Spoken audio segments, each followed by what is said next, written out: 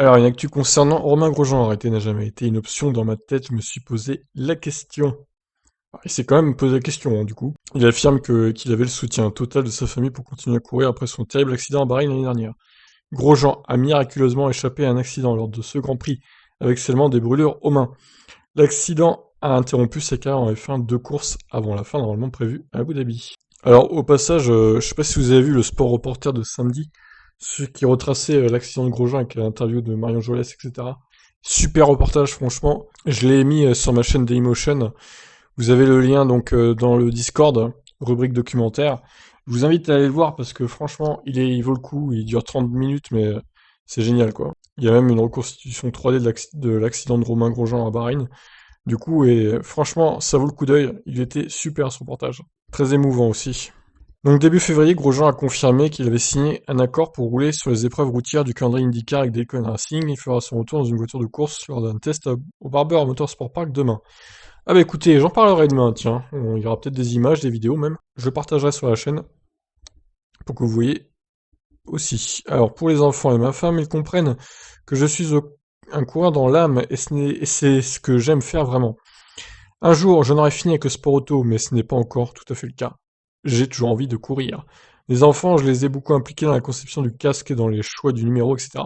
Ils étaient très heureux. L'autre jour, j'entraînais mon cou sur le canapé, avec un casque-balle très lourd de 7,5 kg. Mon fils aîné est venu et a dit « Papa, tu t'entraînes le cou, je suis heureux ». C'était une petite phrase pour lui, mais cela signifiait beaucoup pour moi, simplement parce qu'il était heureux que je m'entraîne pour recommencer.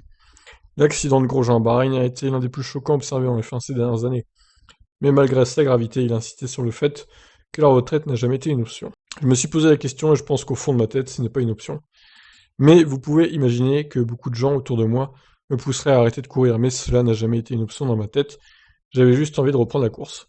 Ouais, on peut pas lui en vouloir, hein. Il a ça dans le sang aussi, donc c'est un pilote, c'est un coureur, un compétiteur. Le truc, c'est que faudrait pas que ça recommence, qu'il ait encore un grave accident, parce que là, quand même, il serait temps d'arrêter, je pense.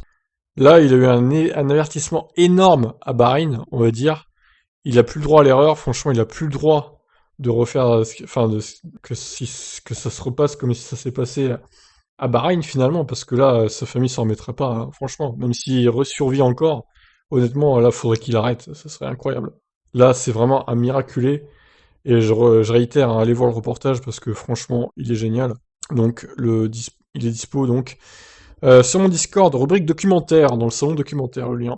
Allez, sur ce, je vous laisse, et demain, bah écoutez, j'essaierai de trouver des images ou des vidéos de l'essai de Grosjean en IndyCar, au Barber Motorsport Park. Allez, ciao.